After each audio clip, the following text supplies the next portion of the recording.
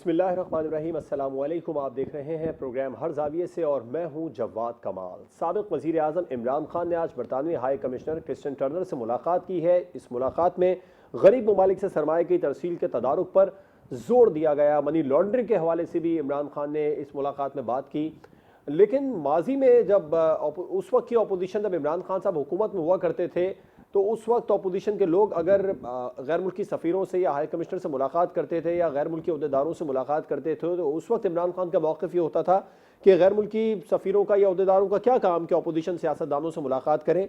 सियासतदानों का गैर मुल्की अहदेदारों से मिलना कल गलत था, तो आज सही कैसे हो गया? क्या इमरान खान अपने ही बयानी की नफ़ी कर रहे हैं? और प्रोग्राम में आगे चलकर बात होगी पार्लिमानी कौमी सलामती कमेटी के अजलास की, जिसमें TTP से मुज़ाकरात और अमन अमान की मजमूई सूरत हाल पर तफसीली तबादला ख्याल किया गया। पाकिस्तान तहरीक इंसाफ की इस इजलास में अदम शिरकत क्या दुरुस्त इक़दाम है? प्रोग्राम के आखिर में बात होगी। तहरीक इंसाफ के चेयरमैन इमरान खान ने आज बयान में वाज़ेह कर दिया कि मैं मज़ीद बोलूँगा, अगर हमें दीवार से लगाया गया, मजबूर किया गया, तो फिर मैं बोलूँगा और बहुत कुछ सामने लेकर आऊँगा, सब कुछ सामने लाकर रख दूँगा। इदारों से दरख्वास्त है कि उनके लिए ये फैसला कुन वक्त है। इमरान खान की ये धमकी कि वो मज़ीद बोलेंगे, बहुत कुछ सामने लेकर आएंगे, ये किसके लिए है? इस तमाम तर इशूज़ को प्रोग्राम में डिस्कस करेंगे। अपने मेहमानों का आपसे तारुफ करवाऊँगा। हमें ज्वाइन किया है सीनियर तज़ियाकार शहजाद चौधरी साहब ने, सीनियर तज़ियाकार सज्जाद मीर साहब, सीनियर तज़ियाकार रज़ा रोबी साहब और सीनियर तज़ियाकार ज़ैगम खान साहब प्रोग्राम में हमारे साथ मौजूद है। तमाम मेहमानों का बहुत शुक्रिया। शहजाद चौधरी साहब, इमरान खान की बरतानवी हाई कमिश्नर से मुलाकात क्या अपने ही बयानी की नफ़ी है, जो वो माजी में दावे करते रहे कि क्या काम है अपोजिशन के लोगों का गैर मुल्की अहदेदारों से मिलना? देखिए, जो बयानिया जिसको हम इमरान खान का बयानिया कहते हैं, ख़ास तौर पे इस फॉरेन पॉलिसी के हिसाब से या डिप्लोमेसी के हिसाब से, मेरा ख़्याल है बिल्कुल ही एक, जिसे कहते हैं ना कि इसकी कोई हकीकत नहीं थी। ये राई का पहाड़ था, ये एक मज़ाक़-ख़ेज़ बयानिया था।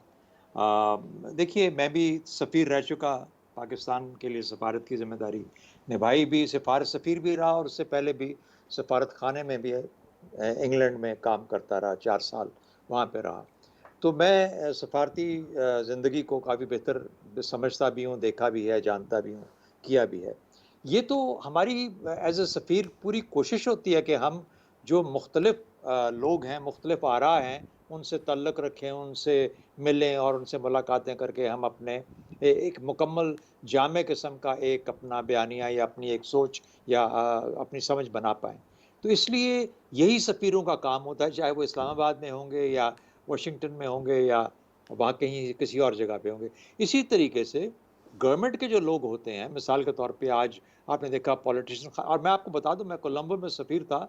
मेरा वहाँ की जो अपोज़िशन पार्टी की जो लीडरशिप थी, जो आजकल वज़ीर-ए-आज़म है और बहुत मर्तबा वज़ीर-ए-आज़म रह चुके, इनके साथ बहुत करीबी ताल्लुक था मेरा। सिमिलरली उनके जो अभी वज़ीर-ए-आज़म हटे हैं, उनके साथ भी बहुत करीबी ताल्लुक था और बहुत मुलाकातें रहती थी मेरी उनके साथ। और एक बड़ी जिसे कहते हैं इंटेलेक्चुअल लेवल की गुफ्तगू होती थी जो भी वज़ीर-ए-आज़म साहब हैं उनके साथ। तो अब मुझे अगर वो वाले कहना शुरू कर देते जो उस वक़्त सदर भी थे और वज़ीर-ए-आज़म भी थे और मुख्तलिफ़ पोज़ीशनों पे थे और पाकिस्तान के साथ एक बहुत गहरा ताल्लुक रखते थे कि आपका सफ़ीर हर एक से मिलता है, कह नहीं सकते थे क्योंकि उनके साथ भी वैसे ताल्लुक था। तो इस तरीके से सफ़ीर अपना एक ताल्लुक है। तो आज इनकी भी कोशिश थी इमरान खान साहब की कि इनसे मिलके जो बरतानिया के वज़ीर वहाँ पे सफ़ीर हैं, उनसे बरतानिया का पॉइंट ऑफ व्यू समझा जाए। बरतानिया पाकिस्तान के हालात के बारे में क्या कहता है? बरतानिया नवाज़ शरीफ साहब जो लंदन में मुक़ीम हैं, उनके बारे में क्या पॉलिसी उनकी है? फिर ये अपनी बातें उनको बताएँ और कोशिश करें कि उनसे अख़ज़ कर सकें कि उनकी सोच क्या है उसके बारे में। यही सफारतकारी होती है, यही तल्लक होता है। इसी की रिपोर्टें बना के, जिसको साइफ़र कहा जाता है, वो यही इन्हीं रिपोर्टों की बुनियाद पे हम अपना सोच, जो सफ़ीर होता है अपनी सोच बना के बताता है लोगों को, अपने मुल्क के जो जो नोटेबल्स हैं उनको, जो आपके जी जी। लीडर्स होते हैं, 6, 7, 8 तो परमानेंट है, उनको बताया, उनके पास साइफ़र जाता है। दिन में पता नहीं कितने साइफ़र जनरेट होते हैं। तो मेरा ख़्याल है कि एक मज़ाक़-ख़ेज़ बयानिया था। मैं बात को इधर ही ख़त्म करता हूँ। नफ़ी की बात नहीं है, ये बात ही गलत थी। उनकी अपनी ज़रूरत है, लोगों से मिलना, अपना पॉइंट ऑफ व्यू देना और फिर चूँकि अगर वो कभी आइंदा वज़ीर-ए-आज़म बनेंगे, तो पाकिस्तान के ताल्लुकात भी तो उन मुल्कों के साथ दोबारा कायम करने और रखने भी हैं। यही आपका काम है as a leader of the country. तो अगर तो उसके लिए तो फिर ज़ाहिर है कि एक ताल्लुक होना चाहिए। राइट। सजाद मीर साहब, आप क्या समझते हैं, बरतानवी हाई कमिश्नर से इमरान खान ने मुलाकात की है, इमरान खान साहब के अपने ही बयानिए की नफ़ी है ये मुलाकात? अब नफी कहते हैं, मैं कलाबाजी कहता हूँ।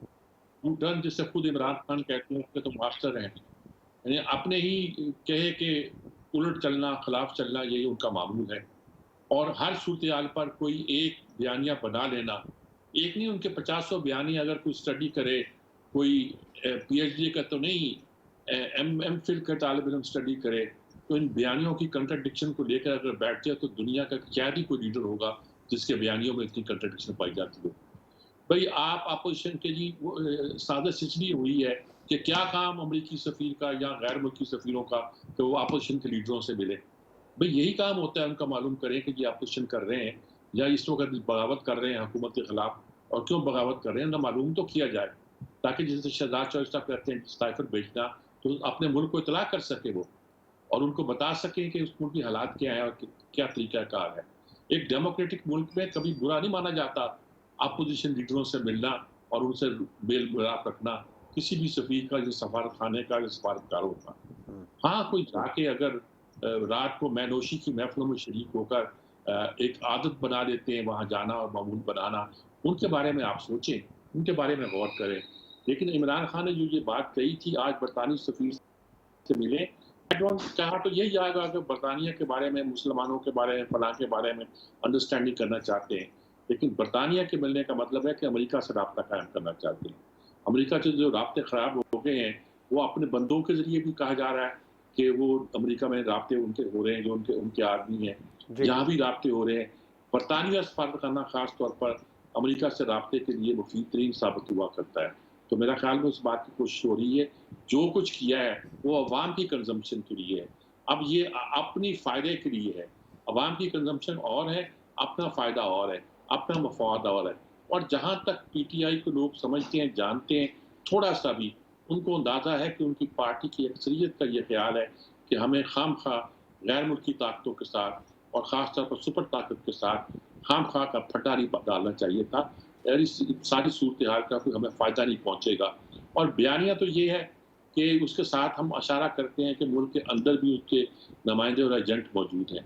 हम जिस बड़ी साजिश का जिक्र करते हैं, वो बाई तो कर सकती है अवाम में, और उसने बाई भी किया है, और अपनी सर्वे भी बताते हैं कि वो शायद लोग इस आइडिया को बाई कर रहे हैं। लेकिन इसका फ़ायदा जो है, जो वो देना चाहते हैं अमूमी तौर पर, मुल्कों को अपने मुखालिफ बनाना, बड़ी ताकतों को खिलाफ बनाना, और उन लोगों को, एस्टेब्लिशमेंट की ताकतों को ललकारते रहना, इससे आप आसानी से इक़्तिदार में नहीं आ सकते। और आपको मालूम है, इनको भी मालूम है, इमरान खान को मालूम है कि इक़्तिदार में आया जाए, जी, बाकी सारी कहानी की कहानी है। बड़े-बड़े जलसे तो कर लेंगे, रैलियाँ तो कर लेंगे, रौनकें तो लगा लेंगे, लेकिन इसका अंजाम कुछ ज़्यादा अच्छा नहीं है। ठीक। रज़ा रूमी साहब, इमरान खान साहब माजी में कहते रहे हैं कि क्या काम है गैर मुल्की अहदेदारों का अपोजिशन के सियासतदानों से मिलना। आज उनकी जो बरतानवी हाई कमिश्नर से मुलाकात हुई है, ये उनके अपने ही बयानी की नफ़ी है?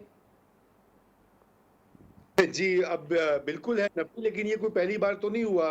अभी मीर साहब भी कह रहे थे, और इससे पहले भी मैं जो सुन नहीं पा रहा था सही तरह, लेकिन जो भी मैंने सुना, ये कोई नई बातें नहीं हैं। खान साहब ने एक ये मुस्तकिल आदत बना ली है कि एक उससे फिर गए, फिर दूसरा दिया, उससे फिर गए। इसीलिए मैं इसको, इस मज़मून का नाम मैंने इमरानियात रखा है। वैसे तो इमरानियात सोशियोलॉजी को कहा जाता है। एक बहुत जो है अहम मज़मून है माशरे को अंडरस्टैंड करने के लिए। लेकिन आज के पाकिस्तान और पाकिस्तान की सियासत को, और ख़ुसूसन पीटीआई की उस सियासत को समझने के लिए आपको इमरानियात का माहिर होना चाहिए। और जो भी माहिर इमरानियात होगा, उसमें यू टर्न और अपने ही बयानिए की नफ़ी जो है, वो उसके जो अज्जा हैं, ऐसे अज्जा हैं जो कि अनकॉम्प्रोमाइज़िंग अज्जा हैं। यानी कि वो हर चीज़ में मौजूद होते, चाहे वो आईएमएफ की साथ मायदे हों, चाहे वो और मामलात हों, वन पेज का ज़िक्र हो। देखिए ना, कल वो जो बात हो रही थी उन्होंने कहा कि जी फ़ोन टेप होते रहते हैं। पहले उन्होंने फ़ख्री अंदाज़ में कहा कि जी उनके फ़ोन टेप करती हैं इंटेलिजेंस एजेंसीज़, और फिर उसके बाद कल उनकी पार्टी ने कह दिया जी कि सुप्रीम कोर्ट को सुओ मोटो नोटिस लेना चाहिए। या तो वो जो इमरान खान साहब ने उस वक़्त कहा था वो गलत था, या फिर जो कल शिरीन मज़ारी साहिबा ने कहा है वो गलत है। इसी तरह जो कुछ उन्होंने अमरीकी सफ़ीर की मुलाकातों पे साज़िश लगाई, साज़िश का ज़िक्र किया और पूरी उनके साथ हमनवा होते हैं। मीडिया के अंदर भी बहुत सारे उनके हमनवा होते हैं जो इस तरह की बयानिए की तरवीज करते हैं, उसको फ़रोग़ देते हैं। यानी कि आप देखें कि वो ये कहते हैं जी कि अमरीकी सफ़ीर से ऑपोज़िशन की मुलाकात हुई, उसमें उन्होंने साज़िश घड़ी, साज़िश बनाई। तो कल बरतानिया के सफ़ीर के साथ क्या इमरान खान साहब भी साज़िश कर रहे थे कि मौजूदा हुकूमत को कैसे गिराया जाए? ये मामूल की मुलाकातें होती हैं, जो हमारे अहम पार्टनर्स हैं, जो वो ममालिक जिनके साथ हमारे बड़े गहरे ताल्लुकात हैं, वो हमेशा हुकूमत को भी मिलते हैं, ऑपोज़िशन को भी मिलते हैं। ऑपोज़िशन जो गवर्नमेंट इन वेटिंग होती है, और उससे वो जानते हैं कि मुल्क के अंदर जो रूलिंग पार्टी के अलावा जो ऑपोज़िशन पार्टीज़ हैं, वो क्या सोच रही हैं, वो कैसे देखती हैं अहम पॉलिसी अमूर को, ख़ारिजा पॉलिसी को, डोमेस्टिक पॉलिसीज़ को, वो ऐसी पॉलिसियाँ जो कि बैनुल-अक़वामी ताल्लुकात का तयन करती हैं। तो इस पूरी चीज़ को, जो कि एक रियासतों का नॉर्मल कॉन्डक्ट है, उसको खान साहब के बयानिया ने तहस-नहस करके रख दिया है। ठीक। और अफ़सोस की ये बात है कि पाकिस्तान में उसको इतना फैलाया गया है, इतनी हवा दी गई है, इतनी ढील दी गई है, इतनी सपोर्ट दी गई है कि अब हमारी अच्छी खासी पढ़े-लिखे लोगों की जो तादाद है, वो इस तरह की बातों में यकीन करना शुरू हो गई ठीक। है। चाहे वो अमरीकी साज़िश हो, अमरीकी सफ़ीर का लोगों से मिलना हो, और खान साहब को वो एक्सॉनरेट कर देते हैं। ये कुछ अजीब एक कल्ट वाला मामला है कि खान साहब कुछ भी कर लें, उनको 100 गुना माफ़, लेकिन कोई और वो चीज़ ना करे। जी। ज़ैगम साहब, आपको क्या लगता है इमरान खान साहब की जो आज की मुलाकात है बरतानवी हाई कमिश्नर से, उनके अपने ही बयानी की नफ़ी है? देखिए, पहली बात तो ये है कि इमरान खान साहब के बरतानिया के सफ़ीर से मिलने पर हमें हैरत नहीं होनी चाहिए। बरतानिया खान साहब का दूसरा घर है, वहाँ उनके बच्चे वहाँ की एलीट का हिस्सा हैं, वो वहाँ रहते हैं, वहाँ उनके सपोर्टर्स भी हैं, उनके डोनर्स भी हैं। आज ही एक वीडियो जो है वो गर्दिश कर रही है, मैंने देखी कि उनके जो बहुत अहम वहाँ पार्टी के रुकन हैं, साहिबजादा जहांगीर चीकू, वो कह रहे हैं कि अब मेरी जेब भी खाली हो गई है, अनिल मुसर्रत का भी दिवालिया निकल गया है, अब हम आपको मज़ीद पैसे नहीं दे सकते। तो बरतानिया तो उनके लिए बहुत अहम है। पाकिस्तान जितना अहम नहीं होगा, लेकिन मेरे ख्याल में पाकिस्तान के बाद दूसरा अहम तरीन मुल्क है। बाकी बयानिया जो है वो बयानिया होता है।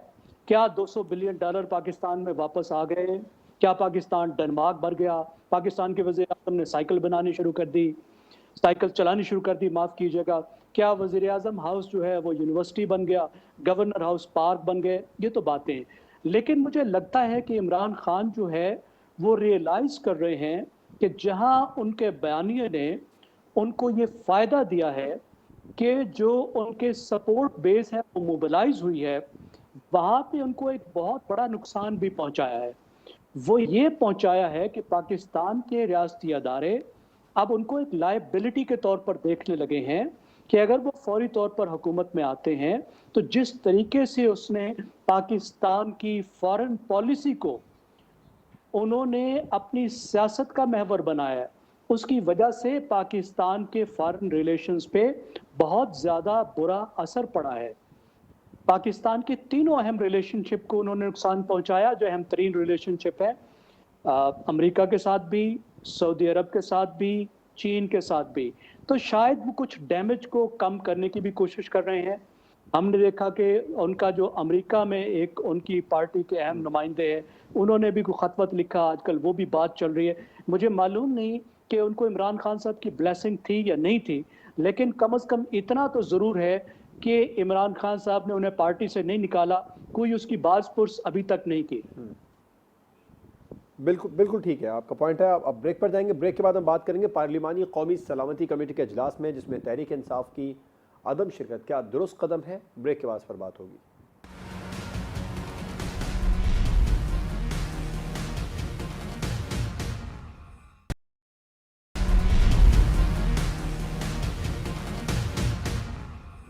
Welcome back. पार्लिमानी कौमी सलामती कमेटी के इजलास के बारे में अब प्रोग्राम में बात करेंगे।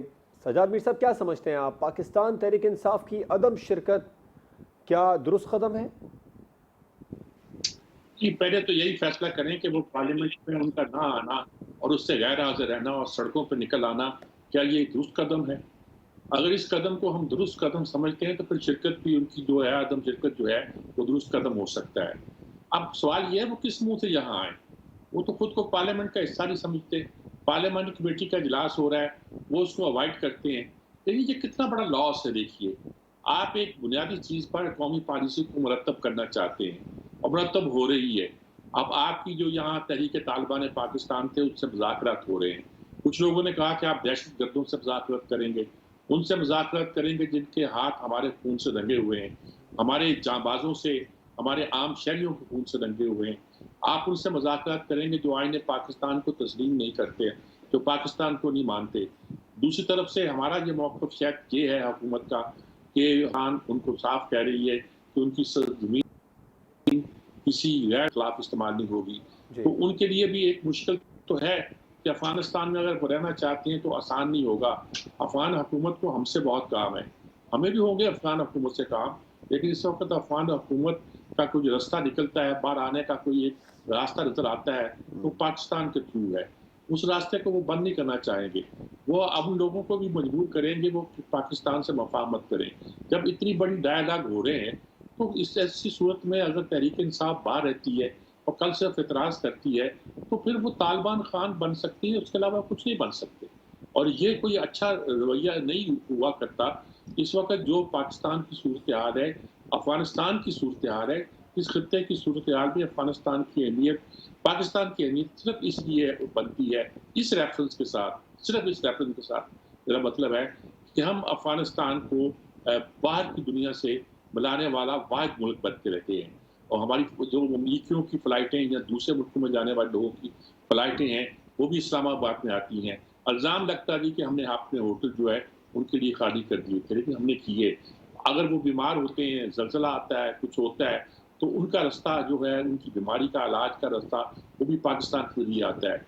उनकी खुराक, उनकी दूसरी चीज़ें यहाँ से आती हैं। उस अहमियत पेश नज़र अगर हम मुज़ाकरात नहीं करते, अगर हम तालिबान को इस वक़्त टेम नहीं कर पाते, तो शायद कभी ना कर पाए। अपने अंदर एक खामखा का बागी ग्रुप पैदा करें। इस बागी ग्रुप को रोकने के लिए हमारी कौमी सलामती का तकाज़ा ये है कि सारी पॉलिटिकल पार्टीज़ जो हैं, ऑन सेम बोर्ड हों और सेम पेज हों, कुछ कह लीजिएगा। लेकिन वो अगर तहरीक इंसाफ उससे बाहर रहती है, तो गोया अहम कौमी मामले पर वो एक मुफाहमत की शक्ल जो बन सकती है, एक कंसेंसस की शक्ल बन सकती है, उससे हट कर बात करेगी। जैसे लोग कहते हैं कि इस वक़्त की हुकूमत कौमी हुकूमत है, फ़ौरन कहा जाता है नहीं कौमी हुकूमत नहीं है, तो पीटीआई नहीं है। तो वो कहते हैं अच्छा ये यूनिटी गवर्नमेंट है, ये इत्तेहाद की हुकूमत है, एक यूनिटी की हुकूमत है और यही कह सकते हैं। तो मेरा ख्याल में तहरीक इंसाफ को अपनी बुनियादी तौर पर पॉलिसी को रिविज़िट करना पड़ेगा कि वो कौमी मामला से बाहर रहकर कोई बहुत बड़ा काम नहीं कर रही, लेकिन उनका शायद ख्याल है कि अगर वो किसी तरह दस्ते ताउन बढ़ाएंगे हुकूमत के साथ, तो लोग उनके खिलाफ हो जाएंगे। वो कहेंगे देखें आप कहते हैं उन्हीं के साथ हाथ मिलाते हैं। ये उस वक्त भी उनकी यही पॉलिसी थी जब हुकूमत करते, इनको चोर डाकू कहते, अब भी चोर डाकू को कहते, और इसके नतीजे के तौर पर वो चाहते हैं कि कौमी कंसेंसस भी पैदा हो और सही फैसले हों और उन फैसलों की उनकी शमूलियत हो। तो मेरे ख्याल में ये शायद। जगम साहब, आप क्या समझते हैं, तहरीक इंसाफ की कौमी सलामती कमेटी के इजलास में अदम शिरकत दुरुस्त कदम है? बिल्कुल दुरुस्त नहीं है जी, एक गलत फैसला है, उनको ऐसा नहीं करना चाहिए था। बाज़ मामलात ऐसे होते हैं जिसमें आप सियासी अपने मफादात और सियासी झगड़ों से बालातर होकर मेज़ पर आकर बैठते हैं ताकि कौमी मफाद के लिए मुल्क आगे बढ़ सके। आप अगर इस मीटिंग को देखें तो इसमें नॉन इलेक्टेड मेंबर्स भी हैं, इसमें सिर्फ इलेक्टेड मेंबर्स नहीं हैं।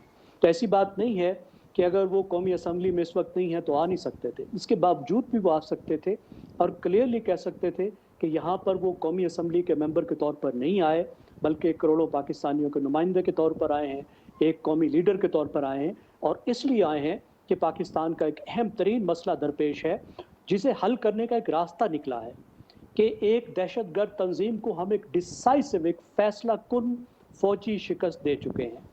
और अब हमारे पास मौका है कि थोड़ी सी हम फेस सेविंग देकर जो टर्म्स ऑफ सरेंडर जिनको हम कह सकते हैं, ये कहा नहीं जाएगा लेकिन हकीकी बात ये है, उसको तय करके हम इस मसले को ख़त्म करें और इसको ताबूत पे बंद करके इस पे कीलें लगा दें, क्योंकि जब तक ये ताबूत खुला रहेगा हमारे लिए मसला बरकरार रहेगा। ये चंद सौ या चंद हज़ार लोग पाकिस्तान के इलाकों से बाहर बैठे हुए अफ़गानिस्तान में जहाँ लॉलेसनेस है, कल का कुछ पता नहीं, मुख्तलिफ तरह की दहशतगर्दी सर उठा रही है, ये जाके आईएसआईएस से मिल जाते हैं या कोई और मसला क्रिएट होता है, उसकी निस्बत बेहतर है कि इस मसले को आप अपनी टर्म्स पे हमेशा के लिए ख़त्म कर दें। हमने पहले भी किया है, बलोच इंसर्जेंसी को इसी तरीके से हमने ख़त्म किया था और वो दहाइयों तक मसला पैदा नहीं हुआ जब तक कि मुशर्रफ साहब की जो नाकबत अंदेशी है उसकी वजह से दोबारा से एक नई इंसर्जेंसी जो है वो शुरू नहीं हुई। और ये वो बात है जिस पे इमरान खान साहब ज़रूरत से ज़्यादा बोलते रहे हैं। जब लड़ने का वक्त था उस वक्त वो उनसे बातें करने की जो है वो आर्गुमेंट देते रहे हैं, उस वक्त वो उनको ऑफिस देने की बात करते रहे हैं जब कौम में ये इत्तफाक राय था कि इनके साथ लड़े बगैर चारा नहीं है, क्योंकि उनको रियासत के अंदर रियासत नहीं दी जा सकती थी, फाटा उनके हवाले नहीं किया जा सकता था, मुल्क उनके हवाले नहीं किया जा सकता था, उनको इस बात की इजाज़त नहीं दी जा सकती थी कि वो यहाँ धमाके करें और लोगों को, बेबस लोगों को और बेकसूर लोगों को, सिविलियंस को आके इस तरीके से कत्ल करें। तो हमने लड़ाई की। पाकिस्तान उन चंद मुल्कों में से है जिन्होंने दहशतगर्दों को बहुत एक मजबूती के साथ और इफेक्टिवली ख़त्म किया, जिससे हमारी रियासत की एक मजबूती भी जाहिर होती है। आगे चलने का वक्त है तो चलना चाहिए, इत्तफाक राय सबका इसमें होना बहुत ज़रूरी है। और इमरान खान के ना होने का मतलब ये है कि पाकिस्तान की सबसे बड़ी पार्टी इस इलेक्शन तक या बड़ी दो पार्टियों में से एक पार्टी कम अज़ कम भी वो जो है इस इत्तफाक राय में शामिल नहीं होना चाहती, जो इत्तफाक राय उसकी अपनी पॉलिसी के मुताबिक कायम करने की कोशिश की जा रही है। ये अमर अफसोसनाक है। शहजाद चौधरी साहब, आप क्या समझते हैं पाकिस्तान तहरीक इंसाफ की अदम शिरकत कौमी सलामती कमेटी का जो इजलास है, पार्लिमानी कौमी सलामती कमेटी का इजलास, इसमें अदम शिरकत दुरुस्त कदम है? देखिए, एक तो पार्लियामेंट्री कौमी सलामती कमेटी जो है, इसके मेंबरान के अंदर सिर्फ नेशनल असम्बली के नहीं बल्कि सेनेट के भी मेरे ख्याल में कुछ मेंबरान होते हैं। और चूँकि सेनेट में तो पीटीआई मौजूद है, तो मेरा ख्याल है सेनेट के भी पीटीआई के मेंबरान को इसकी दावत दी गई होगी। इसका मतलब है कि ये नहीं कि वो नेशनल असम्बली में नहीं बैठते तो इसलिए वो नहीं आए, बल्कि वो इसलिए भी मौजूदगी होते हुए भी सेनेट के अंदर उन्होंने इसको एब्सटेन किया है और उसमें शामिल नहीं हुए। होना चाहिए था या नहीं होना चाहिए था, देखिए ये उनका अपना नुकसान है। क्या हुआ उनके ना होने से? इस डिबेट में नैब लॉ पास हो गया। क्या हुआ? वो फॉरेन पाकिस्तानीज़ जो हैं, ओवरसीज़ पाकिस्तानीज़, उनकी वोटिंग का मसला। तो कोई भी कानून जो बना, कोई भी सोच, कोई भी पॉलिसी जो पार्लियामेंट्री लेवल के ऊपर जिसके ऊपर कंसिडरेशन हुई, इसमें वो शामिल नहीं थे और इस वजह से वो उन्होंने खोया, खुद से खोया, वो अपना हिस्सा नहीं डाल सके। दूसरी जो बड़ी बात है वो ये है कि देखिए, गवर्नमेंट इन पावर मौजूद है, पार्लियामेंट मौजूद है, जो functional part of the parliament है वो मौजूद है। मैंने जिस कहा सेनेट के कुछ मेंबरान पीटीआई के नहीं आए तो उनकी नाकबत अंदेशी अपनी जगह ज़ाहिर होती है, लेकिन बाकी मामला तो चल रहे हैं। ये मुल्क चलेगा इंशाअल्लाह, इसकी पॉलिसियाँ बनेगी इंशाअल्लाह। आज ये हुकूमत है, कल कोई और होगी, इलेक्शंस के बाद फिर भी पॉलिसियाँ बनेगी और मुल्क ने अपने मामलात को लेके आगे चलना है। इमरान खान साहब आना चाहते हैं, हिस्सा बनना चाहते हैं इस कौमी सफ़र का, तो 100 बिस्मिल्लाह, नहीं बनना चाहते तो 100 बिस्मिल्लाह। यानी ये कहना कि उसका शामिल होने के साथ ही पाकिस्तान एक सही सिमत अडॉप्ट कर सकता है या सही पॉलिसी बना सकता है, मैं इससे थोड़ा सा ज़रा एतराज़ बरतता हूँ कि ये चीज़ हम जिस तरीके से लोगों को ज़रूरत से ज़्यादा इंपॉर्टेंस दे देते हैं। सब प्लेटफॉर्म्स अवेलेबल हैं उनके पास, कौमी असम्बली भी है, सेनेट भी है, सेनेट के अंदर मेंबरान भी मौजूद हैं, आए। दूसरी बात, जो आखिरी बात करूँगा, बहुत बड़े दिल की बात होती है कि आप वहाँ कौमी असम्बली में मौजूद नहीं हैं, लेकिन आप कहें मेरी ज़ात से बड़ा है मेरा मुल्क, मेरी ज़ात से बड़ा है इसकी सिक्योरिटी, मेरी ज़ात से बड़ी है इनके इदारों का एहतराम, मेरी ज़ात से बड़ी है इन चीज़ों के अंदर जहाँ पर कि मैंने पाकिस्तान के मुस्तकबिल का नक्शा तैयार करना है। और अगर इन तमाम चीज़ों के अंदर आपका हिस्सा नहीं है और आपकी ज़ात इन तमाम चीज़ों से बड़ी है, तो फिर आप लीडर नहीं है मेरी नज़र के अंदर। लीडर वो होता है जो जोड़ता है, वो तोड़ता नहीं है। बुनियादी चीज़ है, जोड़ने वाला लीडर होता है, तोड़ने वाला लीडर नहीं होता। और फिर अपनी ज़ात को बहुत सारी चीज़ों से नीचे रखना पड़ता है, तब जाके लीडर कायम होते हैं, पैदा होते हैं। खामखा लीडर नहीं बन जाते। रज़ा रोमी साहब, तहरीक इंसाफ ने की अदम शिरकत हुई है आज पार्लिमानी कौमी सलामती कमेटी के इजलास में, क्या ये पीटीआई का दुरुस्त कदम है? बिल्कुल दुरुस्त कदम नहीं है। ये एक कौमी सलामती का एक नेशनल इंटरेस्ट का मसला है और उनकी अदम शिरकत जो है मैं समझता हूँ कि ये बिल्कुल अच्छी बात नहीं है, क्योंकि आप इत्तफाक राय आपको बनाना पड़ता है इस तरह के अहम मामलात के पर। और ये जो मामला है, चाहे अफ़गानिस्तान का मामला हो, इंटरनल सिक्योरिटी का मामला हो, दीगर, उसके ऊपर मुल्क को बैक एक आवाज़ से बात करनी चाहिए। और ये याद रखिए कि ये जो मीटिंग्स और अभी जो पॉलिसी चल रही है ये उन्हीं के दौर में बनाई गई थी। अभी ज़ैगम साहब भी यही कह रहे थे। और कमाल की ये बात है कि उसको भी फरामोश करके आज का ये फैसला इन्होंने किया है। अगर आपको याद हो तो पिछली जो उनकी इमरान खान साहब की हुकूमत थे, ताल्लुकात बड़े कशीदा थे अपोजिशन के साथ, लेकिन स्टेट बैंक का बिल हो जो कि IMF की एक शर्त थी, या मनी लॉन्ड्रिंग का जो के खिलाफ जो मुख्तलिफ कवानीन पास हुए जो कि FATF की शराइत थी, उसके ऊपर अपोजिशन ने शिरकत की थी जॉइंट इजलास में और वोट दिए थे ताकि वो बिल मंजूर हो सके पार्लियामान से, अगरचे कि वो भी उस वक्त इसी तरह कशीदगी का वो आलम था। लेकिन ये बात होती है नेशनल इंटरेस्ट की। तो अब यही मसला आता है ना, जब आप इस तरह की हम बात कहते हैं तो फिर वो कहते हैं अच्छा जी आप तो एंटी इमरान बात कर रहे हैं, आप तो एंटी PTI बात कर रहे हैं। भाई बात ये है कि ये फैक्ट्स हैं।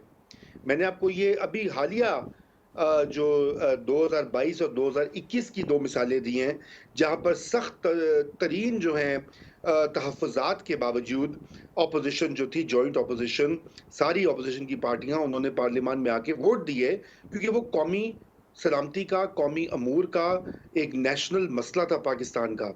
लेकिन खान साहब को उन चीज़ों का इदराक नहीं है। वो मुस्तकिल एक अपनी सोलो फ्लाइट पर होते हैं और उनका ये ख्याल है कि उनकी सोलो फ्लाइट जो है, अगर वो उनको ना मिले फिर वो शोर मचाते हैं, फिर वो इल्ज़ाम लगाते हैं इदारों के ऊपर, कोर्ट्स के ऊपर, अफवाज पाकिस्तान के ऊपर, अपोजिशन को बिका हुआ चोर कहते हैं। और मीडिया पे जो लोग उनके ऊपर बात, उनकी पॉलिसी को तनकीद करें, उनको लिफाफा कहते हैं, उनको कॉम्प्रोमाइज़ कहते हैं। तो मसला है कि हम कहाँ जाएं? ये रवैया जो है, ये पॉपुलिस्ट रवैया जो है, ये इलेक्शन की इंतखाबी नारों में तो चल सकता है, इससे पॉलिसी साजी नहीं होती। और याद रखिए कि पॉलिसी साजी जो है वो सिर्फ गवर्नमेंट का काम नहीं होता, उसमें अपोजिशन का ही हिस्सा होता है। जब खान साहब इक़्तिदार में थे तो हम यही कहते थे कि वो अपोजिशन को शामिल करें फैसलों में, अपोजिशन से ताउन लें, अपोजिशन से बातचीत करें। आज वही मामला उल्टा हो गया कि अब उनकी अपोजिशन वाली पार्टियां गवर्नमेंट में आ गई, हम उनसे भी कहेंगे भाई इनको जाके मनाओ शाओ जो भी करना है। मगर प्रॉब्लम इस वक्त ये है कि खान साहब नहीं है तैयार, क्योंकि वो एक ऐसी फ्लाइट पर निकले हुए हैं जहाँ पे वो कहते हैं मैं नहीं तो कुछ भी नहीं। और यही एक पाकिस्तान का इस वक्त सबसे बड़ा अलमिया है। क्या किया जाए अब उसके बारे में? जी बिल्कुल ठीक है। और अभी इमरान खान साहब ने आज ये भी कह दिया है कि अगर मजबूर किया गया तो फिर मैं बोलूँगा। इस पर ब्रेक के बाद बात होगी। ये धमकी किसके लिए है? ब्रेक के बाद।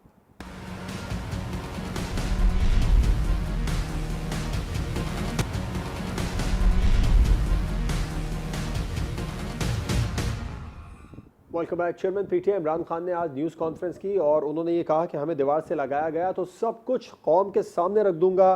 पता है साजिश में कौन कौन मुलविस है। और ये भी उन्होंने कहा कि चुप सिर्फ इसलिए हूँ कि कौम को किसी किस्म का कोई नुकसान ना हो। ज़ैगम साहब, इमरान खान साहब की ये धमकी किसके लिए?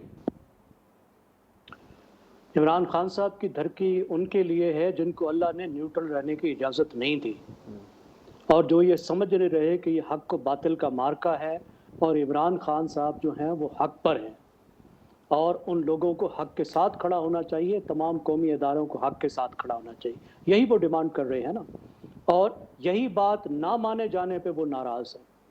अफसोस ये है कि ना वो पाकिस्तान के आइन को देखने को तैयार हैं कि जब वो पाकिस्तान के इदारों को पाकिस्तान की हुकूमत के ख़िलाफ़ इंसाइट करते हैं और वो कहते हैं कि हुकूमत के ख़िलाफ़ वो अपोजिशन के साथ मिलकर हुकूमत को उल्टाएं, तो वो ऐसी बात कर रहे हैं जो पाकिस्तान के आइन की खुल्लम खुल्ला खिलाफ वर्जी है, जो बगावत के ज़ुमरे में आती है। और जब वो बात नहीं मानी जा रही तो फिर वो धमकियाँ भी दे रहे हैं। देखिए, हर वज़ीर आज़म जो है वो बहुत से राज़ों का अमीन होता है, बहुत से कौमी राज़ों का अमीन होता है, जिसमें सिक्योरिटी के राज भी होते हैं, फॉरेन अफेयर्स के राज भी होते हैं, इंटरनल अफेयर्स के राज भी होते हैं। लेकिन इसका मतलब ये नहीं है कि वो ये धमकी दे कि मैं अपने राज जो है वो उगल दूंगा या इस तरह की बातें बताऊंगा। जुल्फ़िकार अली भुट्टो फांसी पे चढ़ गया, क्या उसने कोई राज ऐसा बाहर किया जिसकी वजह से मुल्क के लिए मसले पैदा हों? मतलब वो क्या बता देंगे? कौन सी ऐसी साजिश है? क्या ये कह रहे हैं कि जो अमेरिका की साजिश है उस पे साथ पाकिस्तान के सिक्योरिटी के अदारे शामिल हो गए?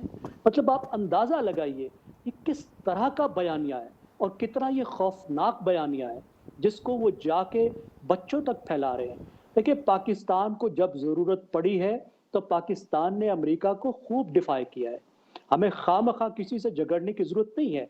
पाकिस्तान बनते ही हमने एक पॉलिसी अपनाई थी कि हमारा जो दुश्मन है वो हमसे 10 गुना ज़्यादा बड़ा है, हम मज़ीद दुश्मन अफोर्ड नहीं कर सकते।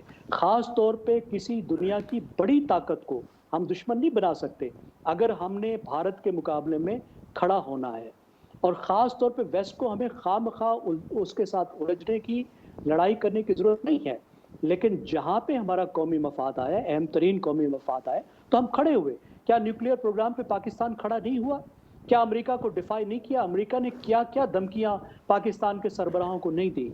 अमेरिका ने जुल्फ़िकार अली भुट्टो को क्या नहीं कहा? वो जो कहा जाता है कि हेनरी किसिंजर ने कहा था कि मैं तुम्हें बदतरीन मिसाल बना दूंगा, तो भुट्टो खड़ा नहीं हुआ? क्या उसके बाद ज़िया ने अपने तरीके से अपनी उस्तादी के साथ अमेरिका को डिफाई नहीं किया? क्या नवाज शरीफ पर यह दबाव नहीं था कि आप एटमी धमाका ना करें? इसी तरह चीन पर हमने किस किस तरीका से अमेरिका को डिफाई नहीं किया? हमने चीन से उस वक्त करीबी ताल्लुकात बनाए जब अमेरिका चीन को तस्लीम ही नहीं करता था, उसको सोवियत यूनियन के साथ इकट्ठा समझता था वो, और वो समझता था कि हमारा मुकाबला चीन से है। लेकिन हम नहीं माने। आज दोबारा जब अमेरिका और चीन का झगड़ा है तो क्या हम अमेरिका के खिलाफ खड़े नहीं हुए? भाई कुछ बात तो होनी चाहिए ना। इमरान खान बताएं वो कौन सा असूल है, कौन सा नेशनल इंटरेस्ट है जिस पर वो अमेरिका के खिलाफ खड़े हो गए हैं और उनको सपोर्ट जो है वो इदारे नहीं कर रहे, इस्टेब्लिशमेंट नहीं कर रही या कौम नहीं कर रही। मैं और आप साथ खड़े हो जाएंगे। हमें बताएं तो सही ना कि इस वक्त हमारा कौन सा ऐसा इंटरेस्ट है जिसके लिए हमारी जरूरत है कि भारत के साथ हम अमेरिका के साथ भी लड़ाई शुरू कर दें। मतलब क्या हमने सेल्फ डिस्ट्रक्शन पे जाना है? इस तरह की जो ब्लैक मेलिंग है, मेरा ख्याल है इमरान खान को अंदाजा होना चाहिए कि अब ये उनको उल्टा पड़ना शुरू हो गई है। शहजाद चौधरी साहब, क्या समझते हैं आप? इमरान खान साहब कह रहे हैं अगर मजबूर किया गया तो फिर वो बोलेंगे, इस वक्त चुप सिर्फ कौमी मुफाद में है। ये धमकी किसके लिए इमरान खान साहब? यार, मेरा अपना ख्याल ये है कि इमरान खान साहब का जो बयानिया अब तक उन्होंने कायम करने की कोशिश की है, जिसमें साजिश का जिक्र हुआ, बैरूनी साजिश का, फिर अंदरूनी उसके किरदार, और फिर किस तरीके से उनको हटाया गया, और फिर जितनी भी चीज़ें हैं वो आहिस्ता आहिस्ता अपनी शीन, अपनी चमक खोती जा रही हैं, खो चुकी हैं, और उसको डिफाई किया जा रहा है। अब डिनाई किया जा रहा है इन द सेंस के जब उसको डिबेट में लाया जाता है। अब ये पहला सवाल आपका था रिगार्डिंग बरतानवी सफ़ीर से मुलाकात का, उसी के अंदर ही उनके अपने बयानिया की नफ़ी हो जाती है, उनकी अपनी सोच की नफ़ी हो जाती है। यानी एक वज़ीर आज़म को ये नहीं पता कि जो उसके मुल्क के सुफरा हैं बाकी मुल्कों के या उनके अपने मुल्क के, वो किस किस से मिलते हैं या किस किस से मिलना चाहिए, या उनके जो जिम्मेदारियाँ हैं उसमें क्या क्या चीज़ें आती हैं। तो जो भी उनकी अंडरस्टैंडिंग है, जो उनको सिखाता है, जो पढ़ाता है, जो समझाता है, वो पूरे तरीके से उनको बता नहीं पा रहा, और उनको ऐसा मिसलीड किया हुआ है कि वो बयानिया दर बयानिया वो गलत होता जा रहा है। तो इस किस्म का एक स्पेकुलेशन रखना कि मेरे पास अभी और भी बहुत कुछ है, मैं और भी, तो ये अपने उन फॉलोअर्स को सेटिस्फाई करने की ज़रूरत है जो कि ये देख रहे हैं कि हमारे लीडर ने, जिसके पीछे हम इस तरह पागलों की तरह चल पड़े थे, उसके बयानिया कि वो किसी भी तरीके से वो अपनी जगह पे बयानिया ठहर नहीं रहा, उसको बयानिया को नफ़ी उसकी हो रही है। तो मेरा ख्याल है एक तो ये बहुत बड़ी मजबूरी है। दूसरा, मेरा अपना अंदाज़ा ये है और ख्याल ये है कि इमरान खान साहब को कहीं ना किसी की जगह के ऊपर इनको प्लेटफॉर्म दिया जाना चाहिए और इनको कहा जाना चाहिए कि आप खुल के बोलें, जिसके बारे में बोलना है बोलें, जो आता है वो बोलें। दो चीज़ों का ख्याल रखें, ऑफिशियल सीक्रेट एक्ट का, क्योंकि वज़ीर आज़म पाकिस्तान है, उसके सिग्नेटरी हैं, उसके बारे में थोड़ा केयरफुल रहिए ताकि मुल्क को नुकसान ना पहुँचे, मुल्क के जो लोग हैं उनको नुकसान ना पहुँचे, उसके ऊपर थोड़ा ख्याल रहे। वरना उनकी हर आर्ग्यूमेंट का, और ये मेरा ईमान है, मैं क्यों मतलब उस तरह का गालिबन इमरान खान का फॉलोअर नज़र नहीं आता जिस तरीके से कि इतने सारे और लोग जो हैं वो उनके पीछे इनके पैरोकार हैं, सिर्फ इसलिए कि उनके हर आर्ग्यूमेंट का एक उतना ही strong political counter argument exist करता है। लेकिन चूंकि ये कल्ट का मामला है और रीजन और दलील को कोई सुनने को तैयार नहीं है, इसलिए हमें एक ही अपने प्रोग्राम में या बेशुमार प्रोग्रामों में सिर्फ इमरान खान या पीटीआई के बारे में सवालात रखने पड़ते हैं, ताकि हम बता सकें कि खुदारा इस मुल्क के लोगों, थोड़े अकल के नाखून लो, बेशक बहुत अच्छा इंसान है, बेशक बहुत अच्छा लीडर बन सकता है, लेकिन उसमें बहुत सारी और ऐसी चीज़ें हैं जिनको डेवलप करने की, इवॉल्व बनने की ज़रूरत है। उनको समझने की कोशिश कीजिए। हम जैसे लोग सिर्फ उसी तग-दौ में लगे हैं कि इनको बताया जाए, तो बाकी खुल के बोलने दें, क्योंकि हर आर्ग्यूमेंट का काउंटर आर्ग्यूमेंट ज़रूर मौजूद है। चाहे मैं अपनी तरफ से ऑफर नहीं कर सकता, लेकिन अगर कोई कहेगा तो मैं उसकी काउंटर आर्ग्यूमेंट देने को हाजिर हूँ उस चीज़ के लिए। तो क्या समझते हैं आप सर, धमकी किसके लिए थी इमरान खान साहब की? नहीं, धमकी तो जाहिर है कि जिनके लिए है। वो भी एक बड़ा अच्छा सवाल आपने किया, मुझे उससे थोड़ा देखिए, मामला शख्सियात का जहाँ पे हो ना, तो वहाँ पर मुल्क और अदारे बड़े हो जाते हैं। अगर मुझे किसी एक या दो इन शख्सियात से मसला है और एक मेरी टकराव की कैफियत पैदा होगी, और यही हालत नवाज शरीफ साहब की थी आर्मी चीफ्स के साथ, एग्जैक्टली यही चालत थी। यानी वो उस अना के टकराव में मुल्क भूल गए, अदारे भूल गए, इस मुल्क की बका और इसका मफाद भूल गए। यही हाल आज इमरान खान तो उनसे भी 2 कदम आगे चले गए। रोज़ का रोज़ एक कहानी है, एक सबक है जो दे रहे हैं दुनिया को। भाई, आपको 2 लोगों से या 3 से या 4 से मसला है ना, इंशाल्लाह पाकिस्तान की फ़ौज भी इधर ही है, पाकिस्तान की कौम भी इधर ही है, पाकिस्तान भी इधर ही है। आप सब ख़त्म हो जाएंगे, ये इंशाल्लाह चलते रहेंगे, तो कम से कम उसकी मुस्तकबिल के लिए कुछ सोचिए और ऐसे गुफ्तगू से परहेज़ कीजिए। सज्जाद मीर साहब क्या समझते हैं, किसके लिए थी धमकी इमरान खान साहब की कि मजबूर किया गया तो बोलूँगा?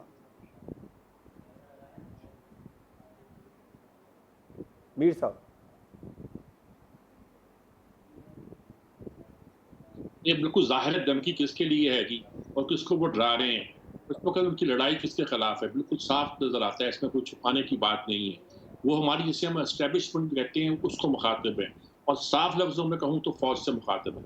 वो कह रहे हैं कि आपने अमेरिका के कहने पर मुझे हटाया है और उसका अंजाम देख लिया। मैंने आपको समझाने की कोशिश की थी कि मीशत तबाह हो जाएगी, हालांकि समझाने की कोशिश क्या की होगी, मीशत तबाह हो रही थी। आपने तो सिर्फ एक पैगाम भेजा होगा कि ये मईशत मेरे जाने के बाद तबाह होगी, हालांकि आपके होने से मईशत तबाह हो रही थी।